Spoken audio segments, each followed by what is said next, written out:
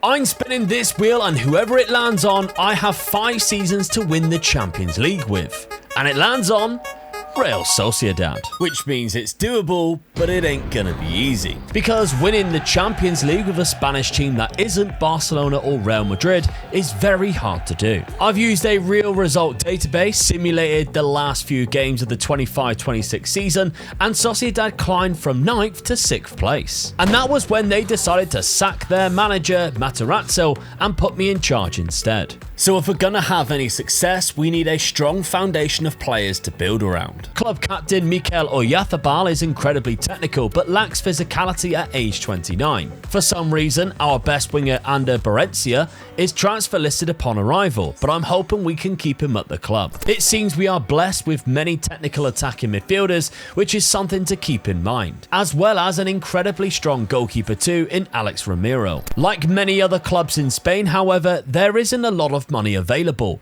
with our budget this summer at just £17 million. So I just focused on bringing in free transfers into the club, with 2 young defenders signing. Mika Marmol is a left-sided defender from Spain who is very good on the ball. Mateo Palma is a project player who probably won't see much game time in the first couple of seasons. However, with very little money, I decided to accept a bid of £33 million from Juve for Mendes. I feel like at this point we need to sacrifice a player to bring more depth into our midfield, and he is 29 years old already. And his departure to Juventus allowed us to sign 2 players, including Maxime Cacaret and Billy Gilmour. 2 players who will keep the ball well and fit in with my plans of tiki-taka 4-2-3-1 for the first season. And it was very pleasing to see that the players adopted the style of play really well in the early games, beating both Atletico Madrid and Valencia, scoring 6 goals. And in fact, we were doing really well and remained unbeaten in the league until a 2-1 loss in the Gran Canaria against Las Palmas. This loss dropped us behind Barcelona, who were our next opponents to play. With us being at home, we obviously had our home comforts, but that didn't stop Barcelona from countering us on the break to take the lead on the 13th minute. We were then awarded a penalty, and Oyarzabal dispatched it perfectly off the bar to equalise. Berencia then put us in front on the 54th minute with a fantastic individual goal, while the win was sealed once again by our captain, who picked up a third for us in the 85th minute. As we reached the middle of December, Real Madrid were leading the way and still unbeaten, but we had to change that in the next match. And at the Bernabeu, we even took the lead thanks to what turned out to be a really scruffy own goal. The Madrid pressure mounted us deep into the second half though, and eventually they found an equaliser to make it 1-1. With January came new signings as we picked up Axel Disasi to strengthen our defence for £14 million. This was thanks to the £31 million that the board had given us in the transfer window. So we made sure we spent every penny, also bringing in Kyle George up front. We are without an out-and-out striker that reaches the levels of our attacking midfielders, so he is perfect. But that's not to say we were desperate, as Oyarzabal has been doing great up front so far, scoring 17 goals in all competitions. Speaking of other competitions, the league phase of the Europa League was another highlight for us in the first half of the season. We had won 1, lost 1 and drew 1 in the first 3 fixtures, but then won 4 on the bounce, including against Salzburg and St. Gallen, ending the league phase with a draw at home to Besiktas, sitting us in 3rd place, meaning we avoid the knockout playoffs. As we go into February though, there were other transfers that I had planned for the summer using the free transfer market, as I confirmed deals for both Fabio Vieira and Jean-Paul Van Heck to join us next season. Both incredibly gifted on the ball that fit our MO of technical maestros capable of keeping hold of the ball really well. New striker Kyle George was eventually integrated into the side, and our form continued to blossom as he picked up 6 goals in his first 15 appearances. And somehow a win over Las Palmas took us above Real Madrid and Barcelona at the top, who were in terrible form going into April. But we also had our eyes on Europe, as we came back from a 2-0 first leg loss to Spurs to win 4-0 in the second leg during the round of 16 clash with the North London side. The next set of fixtures, however, included the quarter-final against Atalanta, either side of Barcelona in the title race. And although we smashed Atalanta 3-0 thanks to 2 goals by Kyle George and held them to a 0-0 draw in the second leg, Barcelona fought back from 3-1 down at the Nou Camp to beat us 4-3, reclaiming their lead at the top of La Liga. And after drawing to Villarreal in the next game, we pretty much kissed the title goodbye, going 4 points behind them and dropping to third place. I come to terms with the fact that Barcelona rarely drop points and focused on the semi-final of the Europa League instead. But the first leg we were incredibly poor and lost at home 1-0 to Sporting. Hoping for redemption in the second leg, we were already 2-0 down again before Kubo finally got us on the score sheet, only for Sporting to score a fourth across the tie to knock us out 4-1, taking themselves to the final. We lost more games to Rayo Vallecano and an unfortunate 3-2 loss to Real Madrid at home, which left us wondering what could have been this season. Giving us a lot to be positive about though, as we go into the summer of Season 2. But after selling Arsene Zakarian, I signed another attacking player in Aslani, using installments for 42 million. A striker by trade who can also play across the three in behind and again has fantastic technicals, but also a physical presence our team severely lacks. We then sold a couple of other players to raise £26 million more, which allowed us to bring in Wally Ageli from Ipswich Town. He's a 21-year-old winger with fantastic attacking abilities and very light on his feet. Our form started off really well in Season 2, 4 wins from 5 and an away draw to Sevilla in our first set of fixtures, and 4 of our new signings scored on the opening day in a 7-3 victory. This carried on through to October, where we only dropped 2 points all season right before the away fixture with Barcelona. And this unfortunately was our first loss of the campaign, a massive 6-1 loss too. We did however follow that up with an 8-0 win over Alaves thanks to a hat-trick from our captain. But the warning signs were there for what was to come in November. It was a terrible month with 4 losses and a draw to Mallorca, ending with another loss to Real Madrid at the Bernabeu. December through to January didn't improve much either. The positives were that Kubo, Aslani and Oyarzabal all sat on 12 goals each as the January transfer window opened, but I knew this was a time for change. Sat in 4th place and 13 points off the top, we needed to switch up the system. And the switch up was to go with 2 strikers who would drop into space to collect the ball. And with more players leaving the club, I was looking at other targets to bring in, with 3 players lined up to sign at the end of the season once their contracts have run out, including a former fan favourite midfielder Mikel Merino, who left the club 4 years ago to go to Arsenal, as well as a quality left back in Melvin Bard, who would be a great attacking threat and a solid at the back defender. And maybe the star signing is El Canous, who had developed into a star at Leicester City, taking them back to the Premier League recently. Results right now, however, had not improved. More bad losses to the likes of Racing Santander, Deportivo La Coruña and Celta Vigo seen us drop even further down the league table. But worst of all, 5 losses in the Champions League left us failing to make the top 24 and drop out of the competition. And in the Copa del Rey, we were knocked out in the 3rd round by a team in the 4th tier of Spanish football. Thankfully, we are a much better manager in the world of Footium, and that's today's sponsor, because my Bampton team last season, my first season in Footium, did manage to gain promotion up a division from Division 8 League 24, which means this season, the new season, season 19, and there's no better time to join Footium than right now, my team Bampton is going into Division 7 League 12. However, there's lots of things that I need to set up because I lost a lot of my best players this season because of the early retirement age of 32, which unfortunately I did not know about. So this season we're going to have to build things from scratch. I do think I'm going to keep my 4-2-3-1. We've worked very well with that formation. If I'm auto picking it right now, we have got some cracking players in there still, and I still think we stand a good chance on to next year. But as I'm looking at it, a lot of my players who are my best sort of positions, they're staying on the bench, so I might have to switch this tactic around this year. There was also some academy players that come through the academy system that I might have to take a look at. And of course, last season they introduced the fact that you can now improve your stadium. We've already upgraded one of the stands. I don't quite have enough in-game cash that you can get for free, by the way, when you sign up to Footium to upgrade my stadium just yet, but definitely Wyckoth Road, we're making it a fortress this year. As a lot of you found out last season when you all joined my social league, so my friends league, it was just me who was in it, and now there's so many of you in here. There's over 100 people in my league, so big thank you to everybody who joined last season. But are you going to join this season for season number 19? Because Footium is free to play. You play against other people who own other teams in different leagues across the world, and you can obviously join my league and see how you do against my team as well. You can buy players, sell players, set up tactics, create the stadium, sign academy players. Just remember that when you do sign a player, they do retire at age 32. Don't make the same mistake I did. So if you want to join Footium for free, use the link at the top of the description. Big thank you to Footium for keep on supporting this channel, and thank you to everybody who joined my league last year. I hope to see more of you in it this season for season 19. Back in Spain, and our form has not improved. Just 3 wins between February and the middle of April, right before 2 games against both the Madrid sides, and the new tactical system didn't seem to be paying off. Goals-wise, Aslani was still putting in good numbers with 18 goals and 11 assists, and Kuban and Oyarzábal were just behind him with 16 themselves. But something still felt off,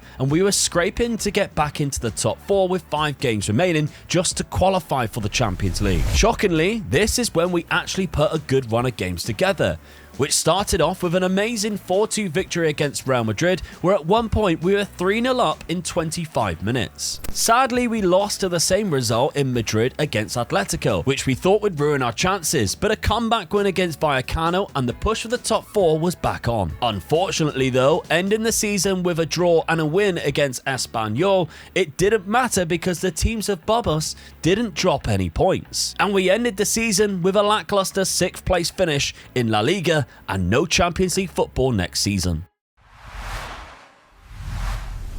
Which started off with an incredibly cheap acquisition of Levi Colwill from Chelsea, who was transfer listed for just 11.5 million. Again, a top defender who is as comfortable on the ball as a centre midfielder and prefers the left side as well. With departures to Saudi Arabia for Cacaret and Fabio Vieira, as well as Disasi and Kyle George, I was raising more money to keep improving the team. Pedro joined the club as an exciting young winger from Zenit for £15 million, and Arno Martinez cost nearly 47 million, but was an upgrade to our right back position that we bought from Girona. And finally, maybe my favourite signing of the window is Chema Andres, £40 million from Stuttgart, but one of the best available players to get hold of the ball in the midfield. When the season began, the team looked way more balanced than what it did before. Andres even scored on his debut against Girona in a 3-1 win. And the Europa Conference League qualifiers presented our attacking threat as we won across both legs 12-2, with Bilal Al-Kunis scoring a hat-trick in the first leg. And this form continued into our first 4 league fixtures, as we matched Real Madrid's results, sitting second only by goal difference. This was mainly due to the fact that I reverted back to our more natural 4-2-3-1, with Andres and Mikel Merino as our engine in midfield, allowing our more flair players like Oyarzábal, El Canus, Pedro and Kubo to be the danger men going forward, and all were so versatile that I could swap them into many different positions if it wasn't working, making it difficult for our opponents to know what was coming next. And this was incredibly apparent because Kubo had scored 23 goals in just 21 starts up until January, with El Canus just behind him with 19 goals and 14 assists. With only 2 losses in the first half of the season to Deportivo and Barcelona, we even enjoyed a cracking 4-1 win at home to Real Madrid. This was still only enough for 3rd place in La Liga table, sitting 6 points behind them with a game in hand however. Again though, it was the January window where I genuinely think we have been making the best transfers so far at Real Sociedad. Starting off with Iliman Ndiaye from Everton,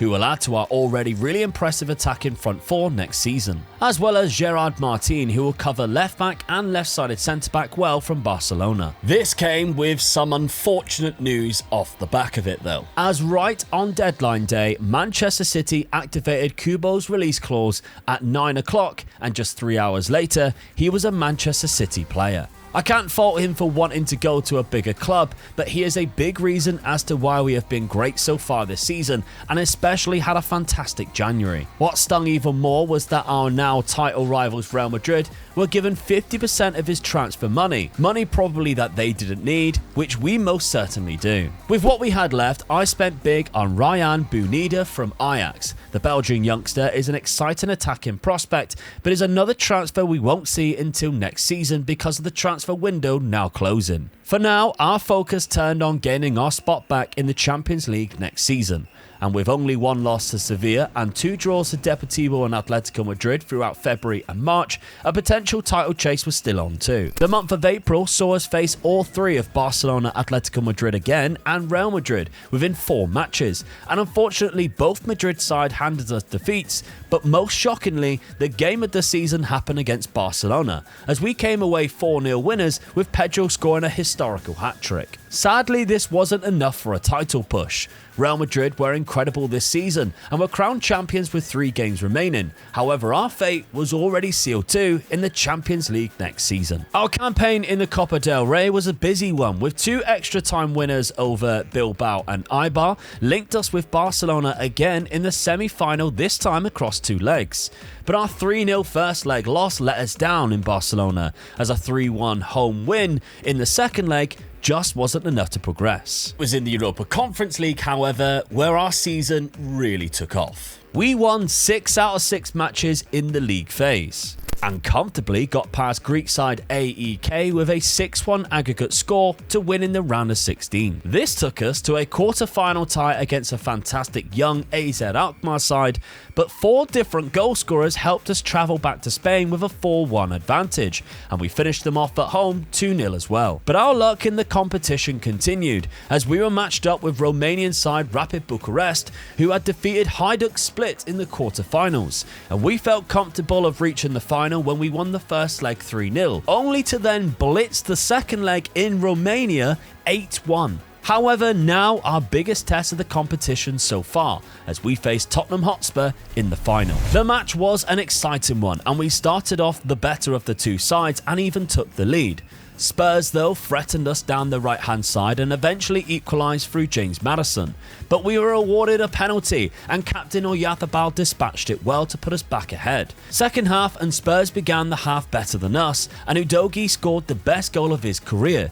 But was it the best goal of the night, or was it the 78th minute rocket from substitute Jamie Donnelly who bagged the winner for Spurs? A disappointing end to an almost great season, but the individual performances from El Khanous, for example, who bagged 34 goals and 21 assists, as well as Pedro with another new signing who assisted 29 times this season, was a lot of positives to take next year. And we have another £90 million plus whatever we make from player sales this summer to help add to the guys who are already joining the club.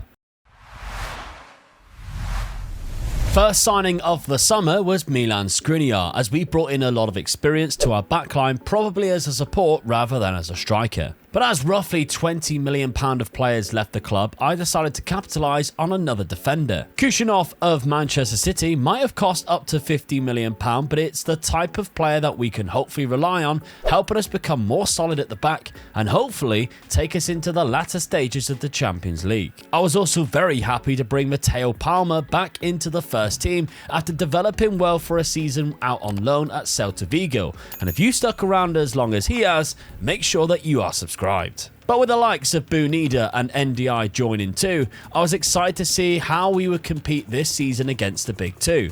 But what we didn't anticipate was winning our first 2 league games 6-1 and 9-1 against Cadiz and Burgos. Unfortunately, straight after, we lost 2 of our next 3 fixtures against Villarreal and Real Betis, only scoring 1 goal between these 2 away games. And although we did see games where we were winning 2-0, 3-0, even 4-0 at times, we struggled in some matches, drawing to much weaker opposition. We did, however, also draw 1-1 with Real Madrid thanks to a 90th minute equaliser from Pedro. November seemed a much better month for us off the back of that 1-1 draw.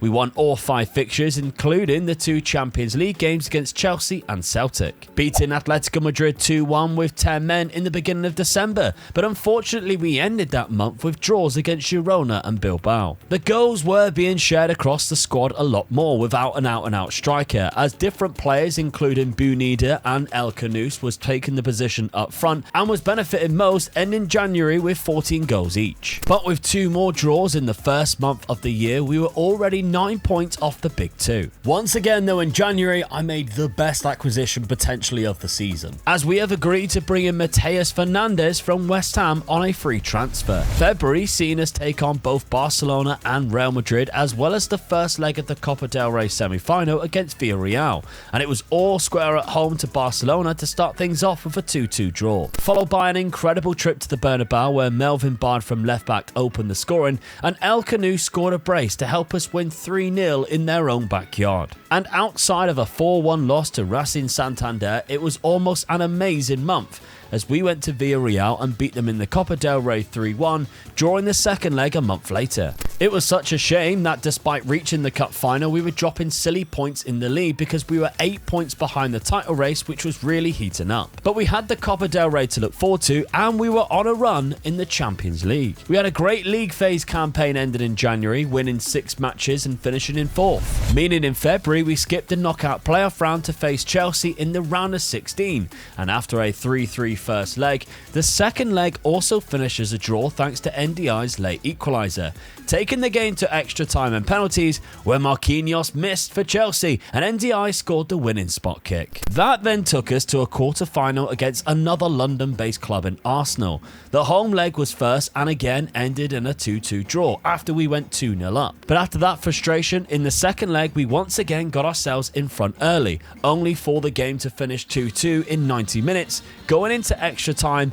and that's when Arsenal ruined our Champions League campaign, scoring 2 goals and knocking us out. We were still sitting comfortably in the top 4 but nowhere near the top 2. Our thoughts and hopes then went to the Copa del Rey final at the end of April, and against Barcelona it was a tight game with just 1 goal, scored by Lamine Yamal and the Catalan side. This season was still positive, but with 1 season remaining we need to make sure season 5 counts. Players such as El Canus and Bunida were incredible for us this campaign, scoring 24 and 21, closely followed by our captain Oyarzábal with 20. But with a tight budget of just £18 million and 0 wages to play around with, this summer, our last summer, was going to be really tricky.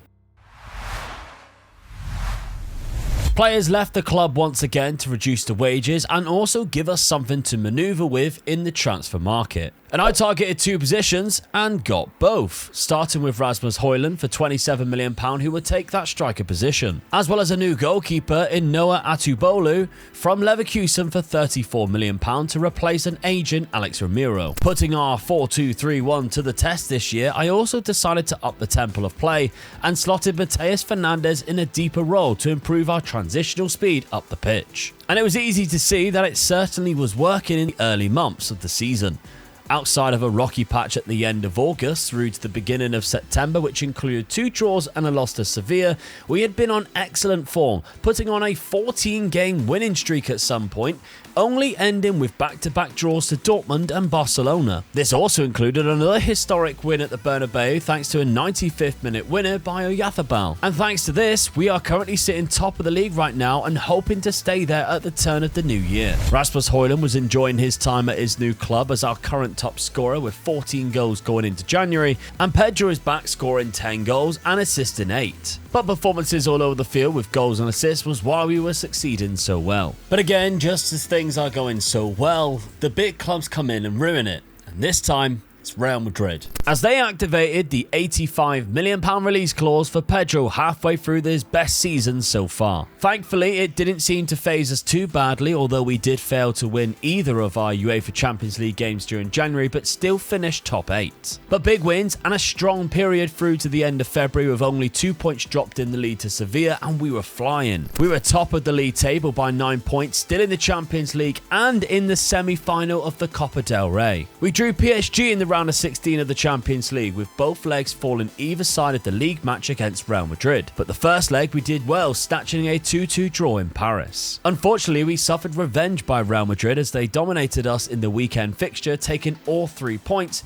in a 3-1 win. But in the PSG second leg, we didn't let it affect our performance, and Rasmus Højlund gave us the lead within 5 minutes. We failed to find another, and in the 90th minute, Mbaye scored an equaliser, taking the game to extra time, where in the last dying dying embers, the 120th minute, Mikel Merino's goal sends us through to the quarter-final. We then drew Barcelona in the quarter-finals of the Champions League and now have them 3 times in 4 games. The first leg, Barcelona took the lead, but El Canu scored 35 minutes in to level things up as we started the second half really well, taking a 3-1 lead before Barcelona pulled back a second, but Shema Andreas scored his second of the game in the 90th minute to keep a 2-goal advantage in the second leg. And the second leg itself was a similar story, as within 2 minutes we put ourselves 5-2 up on aggregate through Bunida, and after a back and forth where the game was poised at 2-2 on the night, Levi Colwell and Bunida scored again, 2 late goals to win 8-4 on aggregate. Unfortunately, the league match had more on the line as we drew 4 of our last 5 La Liga games within the chaos of the cups. And that's when our league title and the potential treble ended, as Barcelona got revenge for knocking them out of 2 competitions and they beat us 2-1. We needed to brush that off though, because our next game was the Copa del Rey final, followed by the Champions League semi-final against Manchester City. The Copa del Rey final against Bilbao wasn't much of a contest, thankfully, as Rasmus Højlund opened the scoring early and got himself a second, sealing the win late on at 2-0 and a trophy. I would be lying, however, if I was entirely focused on the Copa del Rey, as this challenge is in its final year and we have a semi-final of the UEFA Champions League to contend with. But Pep Guardiola's team did not enjoy travelling to Spain, it seemed, as we took the lead in the 18th minute through El Canu. Mateo Palma made it 2, and Oyarzabal got a third in the 71st minute to give us a huge advantage to take back to Manchester. And although the second leg included an Erling Haaland hat-trick, we still scored first and bagged 2 of our own and secured a 5-4 aggregate win. So the challenge is still on. We have 1 game left to try and complete it by winning the Champions League. But our opponents are Real Madrid.